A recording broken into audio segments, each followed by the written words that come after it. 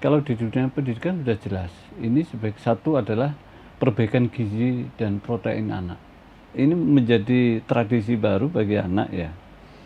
Bagaimana anak itu melihat ini ada makanan, kemudian sebagian harus ngambil di kantor, kemudian berbagi, kemudian ditata rapi di depannya masing-masing, kemudian diinstruksikan oleh guru memulai makan, setelah makan kemudian dirapikan kembali. Ini kan pembentukan karakter baru bagi anak di sekolah. Ini yang jelas sesuatu yang menurut saya sangat positif, dan ini punya peluang besar bagaimana generasi emas itu betul-betul terbuka akan tercipta. Di UMKM sendiri, pelaku-pelaku di desa saya kira baik toko kelontong maupun yang lain, kalau mau berpartisipasi sebagai supplier misalnya, atau ikut mensupport terhadap kebutuhan dapur ini, ya sangat bagus. Dan itu yang memang diharapkan, bahwa ada dinamika ekonomi di tingkat desa di mana dapur itu berada.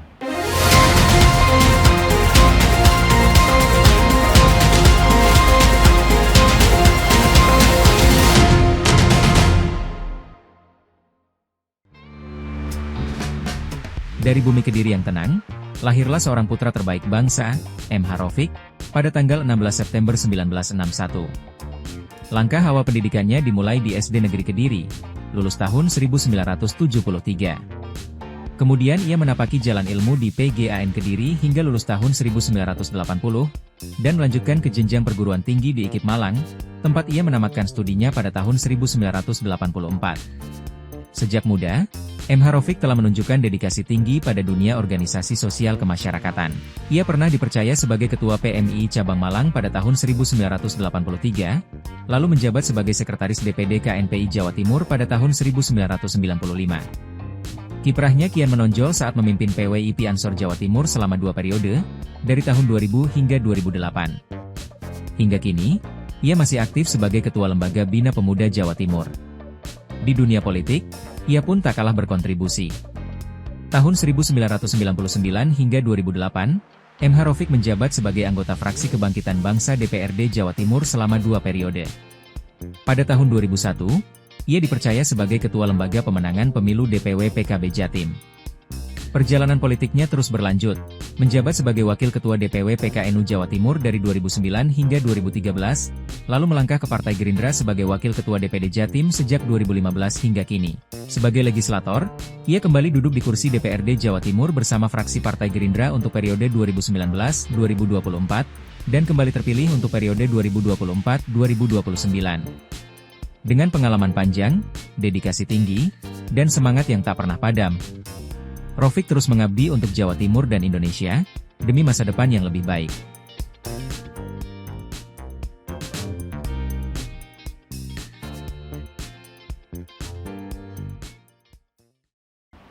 Assalamualaikum warahmatullahi wabarakatuh. Salam sejahtera untuk kita semua.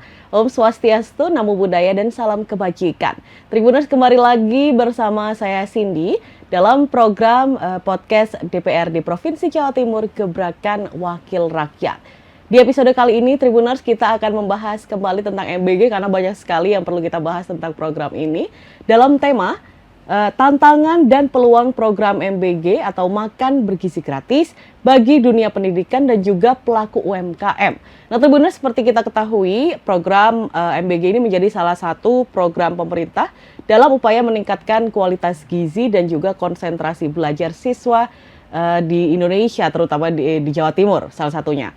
Melalui penyediaan makanan bergizi di sekolah, program ini diharapkan mampu mendukung terciptanya generasi yang lebih sehat, cerdas, dan juga produktif. Nah, namun di balik semangat pelaksanaannya, program ini juga menghadapi berbagai tantangan, seperti kesiapan logistik, dan juga infrastruktur, hingga keterlibatan pelaku usaha mikro, kecil, dan menengah atau UMKM dalam penyediaan makanan. Nah, bagi para pelaku UMKM, Tribuners, program MBG tentunya menjadi peluang besar untuk berkembang, sekaligus tantangan dalam menjaga kualitas dan juga keamanan produk yang disajikan bagi siswa di seluruh daerah. Dan kita akan membahas lebih lanjut tentang tema kita hari ini. Untuk itu sudah ada bersama saya di sini Bapak MH Rofik dari Komisi B DPRD Provinsi Jawa Timur. Selamat datang Bapak Rofik. Selamat datang. Assalamualaikum. Iya. Waalaikumsalam warahmatullahi wabarakatuh. Alhamdulillah sehat? Sehat. Ya, alhamdulillah. Oke, Pak Rofik, ini banyak memang ya yang perlu kita bahas tentang MBG yang sudah berjalan ini. Menurut Pak Rofik, sejauh ini itu seperti apa perjalanan dari MBG ini, Pak? Ya, kita lihat perkembangan MBG ya. Karena MBG ini program prioritas pemerintah pusat, terutama Pak Prabowo punya concern tersendiri ya, karena ini dihitung dengan rigid sekali bahwa ini investasi sumber daya manusia. Jadi arahnya itu kan perbaikan kepada sumber daya manusia, dan itu tidak bisa dilihat, dirasakan setahun 2 tahun. Ini investasi jangka panjang, dan ini patokannya adalah 2045 sebagai dengan ikon Indonesia sebagai apa, generasi emas. Dan secara teknis saya kira BGN sebagai pengampu program ini saya kira sudah tepat, dan SOP-nya sudah rigid sekali ya, walaupun di awal-awal memang terkesan agak kurang rapi, dan kemudian juga karena itu mungkin penyikapan dari masyarakat siapapun itu responnya kurang respect dengan penuh ya. Tetapi ketika ini dibenahi, kemudian di semua lini lah, baik di penataan dapurnya maupun di soal pembayarannya dari BGN kepada SPPG dan yayasan pendidikan terutama diberi kesempatan dan kemudahan untuk berpartisipasi, untuk menjadi mitra BGN, untuk mendirikan dapur. Saya kira sekarang sudah beda situasinya. Sekarang boleh dikatakan orang berebut untuk mendirikan dapur. Kalau mungkin 4 atau 5 bulan yang lalu itu nggak ada respon seperti ini. Karena apa? Karena di awal program MBG ini disosialisasikan, kita di kader Gerindra sendiri juga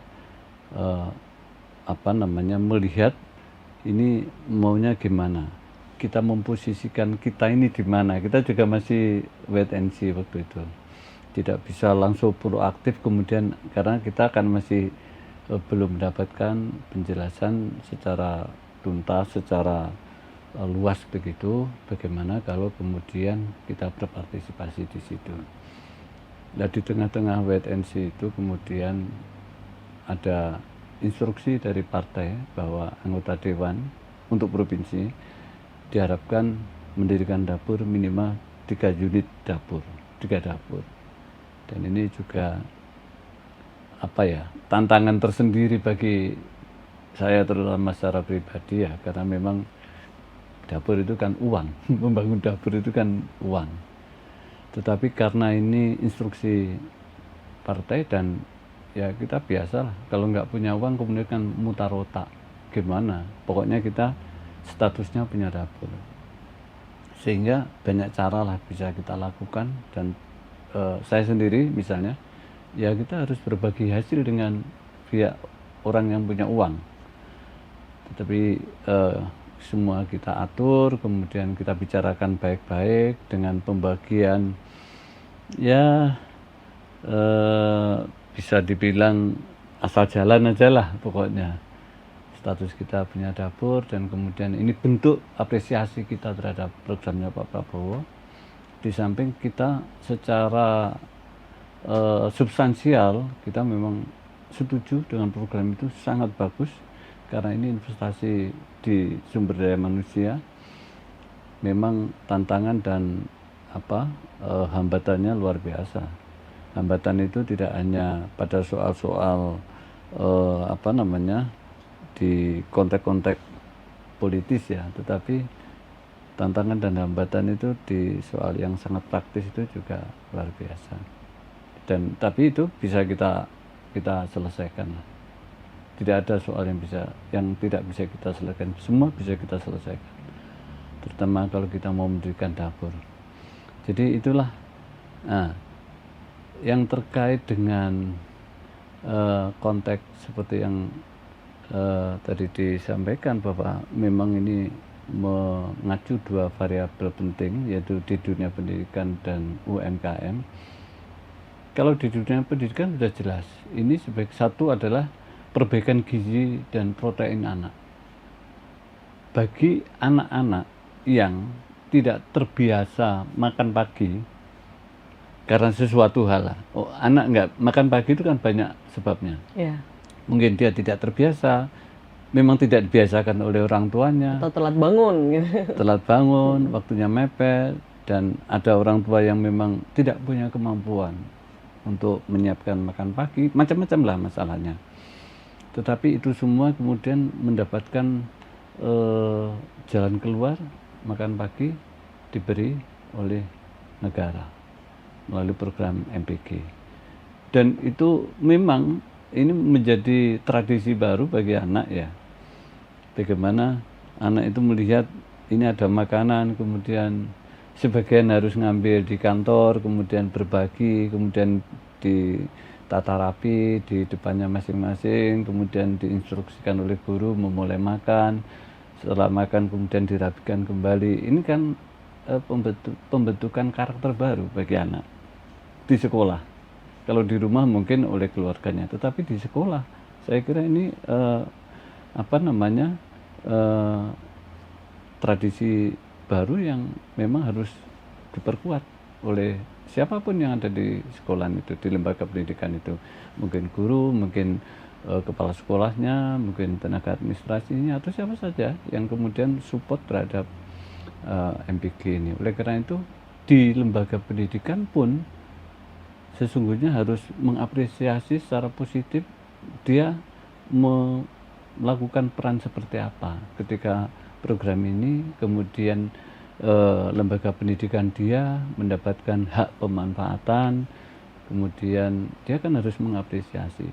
Bentuk apresiasinya apa? Misalnya setelah anak selesai makan, kemudian kita himbau untuk membersihkan sisa makanan di tempat tertentu, kemudian itu saya kira kan bentuk komitmen apresiasi lah lembaga pendidikan itu terhadap program MPG ini. Contoh kecil aja begitu.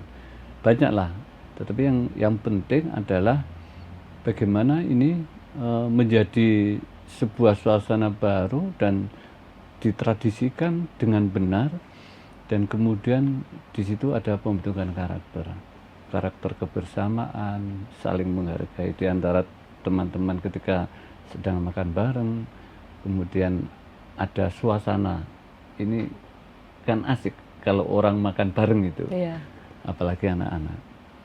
Itu saya kira ada value, ada nilai yang baru yang didapatkan oleh lembaga pendidikan itu.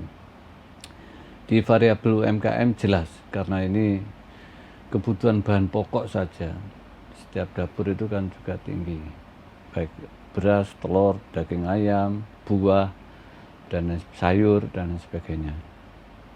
Dan ini kan harus secara terus-menerus, tidak bisa berhenti, karena ini rutin. Pekerjaan di dapur juga pekerjaan yang rutin, dikerjakan oleh relawan dengan penuh tanggung jawab di jam yang pasti. Kemudian setelah selesai kemudian didistribusikan dengan jam-jam yang pasti juga, nyampe ke sekolah-sekolahan dan kemudian dihidangkan ke siswa kita sesuai dengan tingkatannya, apakah di level TK, SD atau MI, Sanawiyah atau SMP, kan beda-beda jamnya, ataupun di menengah atasnya. Jadi Ini yang jelas sesuatu yang menurut saya sangat positif, dan ini punya peluang besar bagaimana generasi emas itu betul-betul terbuka akan tercipta. Di UMKM sendiri, pelaku-pelaku di desa, saya kira pengusaha-pengusaha di level desa, baik toko kelontong maupun yang lain, kalau mau berpartisipasi sebagai supplier misalnya, atau ikut mensupport terhadap kebutuhan dapur ini, ya sangat bagus. Dan itu yang memang diharapkan, bahwa ada dinamika ekonomi di tingkat desa di mana dapur itu berada. Di samping otomatis relawan ya.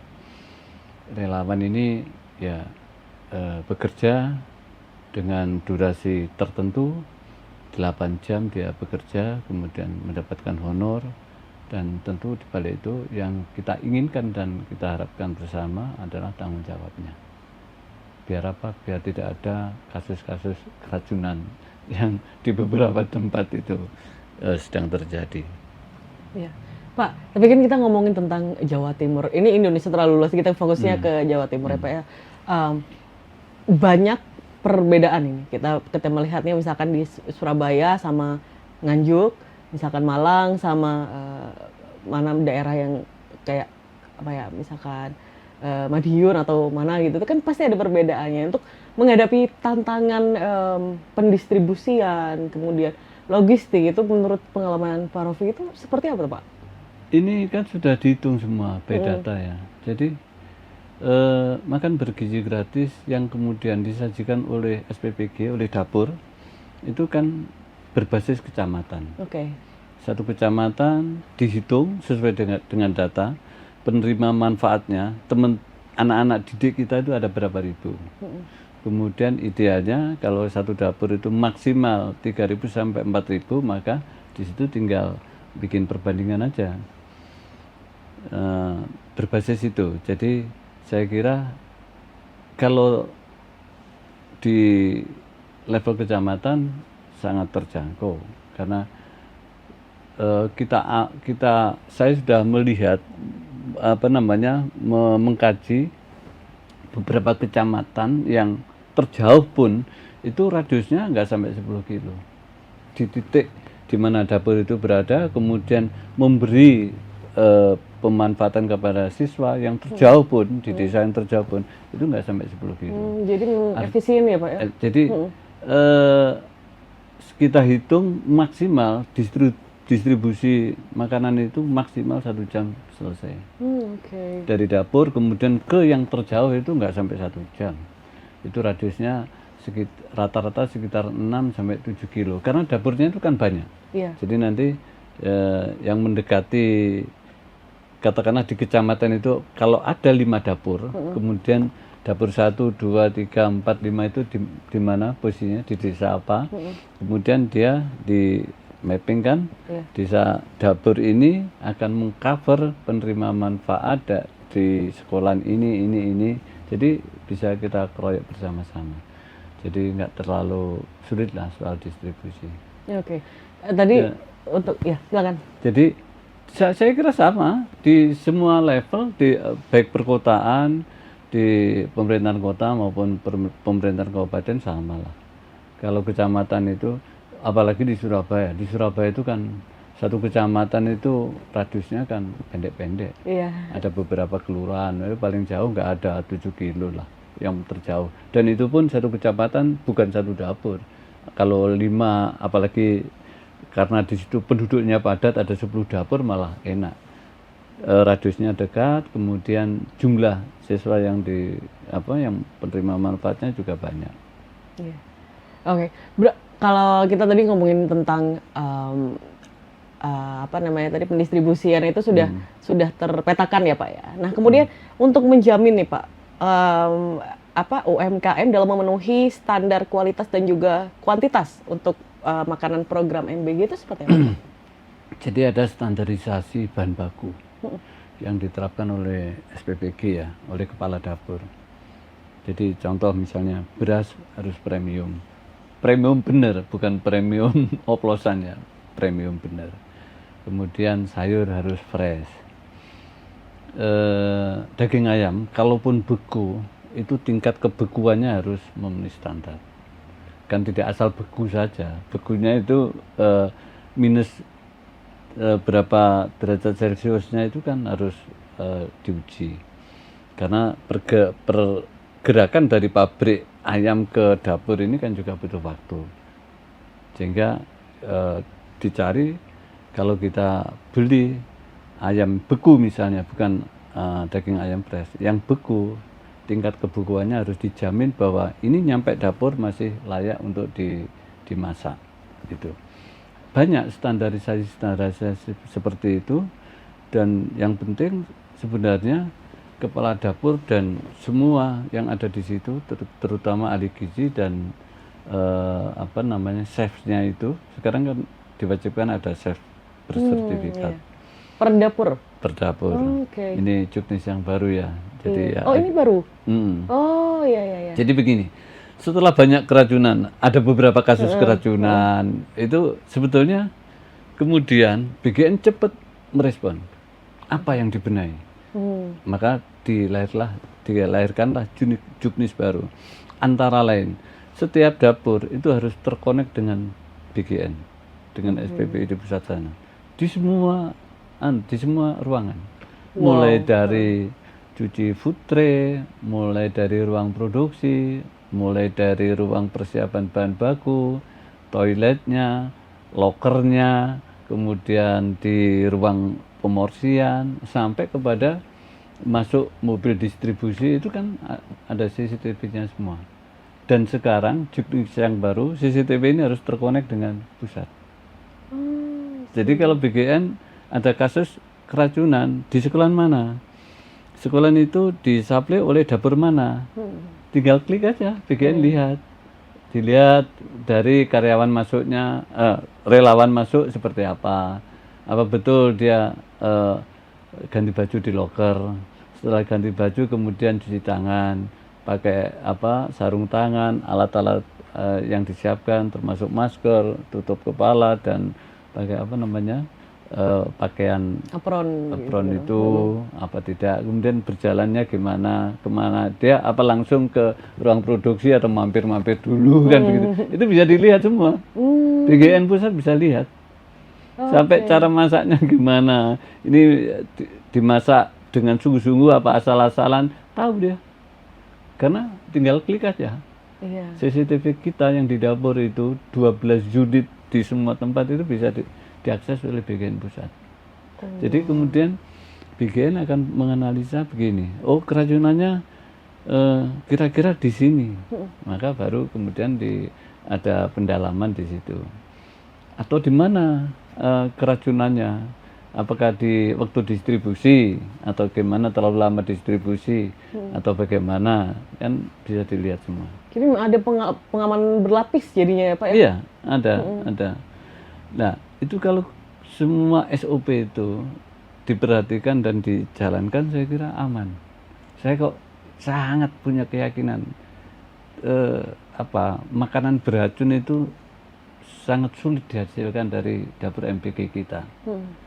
Kecuali kalau memang ada orang iseng, ada orang punya niat jahat ya. Karena rentang kendali MPK ini memang panjang, dan sebetulnya kalau orang mau bikin masalah juga banyak cara. Tetapi masa sih kita kan juga bersama-sama membangun kesadaran bersama. Yang kita kasih makan itu adalah mungkin anaknya tetangga kita, anaknya saudara kita, mungkin juga masih sepupu kita atau apa. Kan semua saudara. Masa kemudian tega begitu bikin masalah agar anak-anak didik kita keracunan. Saya kira ini juga menjadi pelajaran harus diperhatikan oleh relawan juga, bahwa dia bekerja harus dengan sungguh-sungguh, dengan sepenuh hati lah, bagaimana dia, karena yang dikerjakan ini adalah bahan makanan, kemudian masuk ke perutnya anak-anak, pasti tujuan dan niat kita adalah agar yang masuk ke perut itu betul-betul bergizi, punya protein, kemudian bisa merubah segala-galanya lah, seperti harapannya Pak Prabowo. Ya, untuk menciptakan generasi emas ya Pak. Generasi emas. Generasi emas. Oke, Pak, berarti semua dapur itu sumbernya dari UMKM sekitar. Bisa Oke. dari UMKM, bisa dari koperasi, Hmm. koperasi desa dan kelurahan Merah Putih juga bisa menjadi supplier, di mana kalau di desa itu ada dapur bisa kita akan Gitu. berkolaborasi. Yang penting kita sama-sama memegang tanggung jawab, baik kualitasnya, kontinuitasnya, Iya. keberlangsungannya itu. Kalau tidak bisa kontinu kan susah juga, kan mesti menghambat pekerjaan dapur juga. Jadi kalau jam ini sayur sudah harus datang misalnya, kok ternyata nggak datang kan merusak timelinenya teman-teman yang kerja di dapur. Iya betul. Jadi Saling berkaitan soalnya iya, Pak, satu sama lain. betul. Oke. Pak Rafiq, ini tadi kembali lagi ke UMKM Pak. Menurut Pak Rafiq ini seberapa besar Pak peluangnya itu dari program MBG ini bisa menjadi peluang peningkatan pendapatan ini untuk pelaku UMKM kuliner? Kalau saya melihat peluangnya besar sekali. Oke. Maksud gini, peluangnya itu luas, walaupun uangnya tidak banyak. Oke. Karena satu dapur itu kalau dia katakanlah menyiapkan 2.500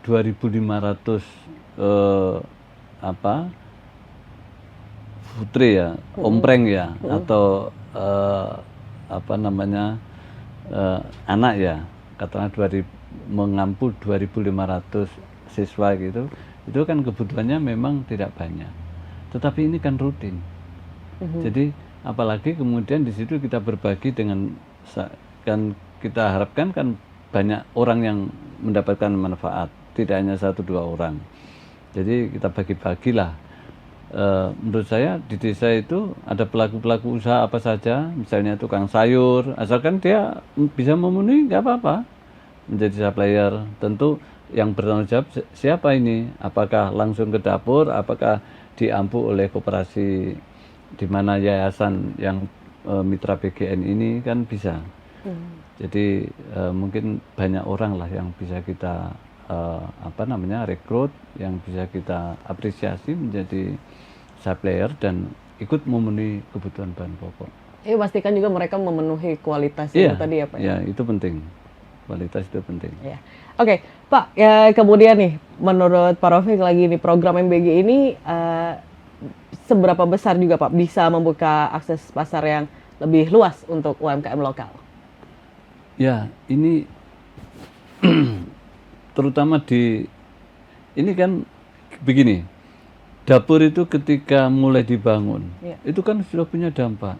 Toko-toko bangunan sekarang sibuk menyiapkan bahan-bahan bangunan untuk pembangunan dapur, macam-macam. Oh iya betul ya. Jadi semuanya yang dibutuhkan bahan bangunan, ya layaknya apa, kita mau membangun dengan model seperti apa, dengan atap apa, dengan tembok apa, kan begitu kan.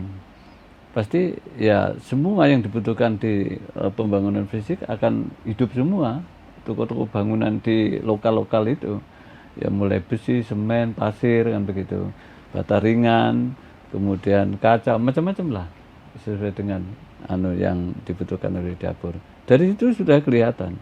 Belum lagi nanti kalau sudah beroperasi, dapur itu sudah memulai memasak dan menyalurkan MBG. Di situ juga ada 47 tenaga kerja yang ada, relawan lah yang ada di dapur itu. Kalau di kecamatan itu ada 5 dapur kan sudah lumayan. Ada 47 kali 5 kan, artinya, dan ini kan dia bekerja hanya 8 jam. Jadi mungkin bisa sebagai sambilan, asalkan dia bisa membagi waktu dengan baik dan konsisten, saya kira tidak masalah.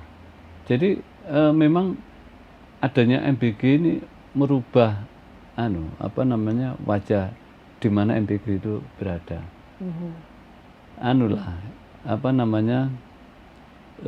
Suasananya itu kemudian menjadi tidak hanya di konteks ini ya, apalagi di konteks pembicaraan ya, pembicaraan masyarakat, apresiasi publik dengan dapur ini kan luar biasa. Kalau mungkin di daerah perkotaan nggak terasa, tetapi di desa, di pinggiran-pinggiran kota itu terasa sekali. Orang itu punya apresiasi dan punya harapan besar lah terhadap program MBG ini harus ditingkatkan. Ya walaupun mungkin dari segi standarisasi kualitas makanannya tidak wah ya, tetapi kan memenuhi protein dan gizi yang diperlukan anak. Itu luar biasa itu. Iya.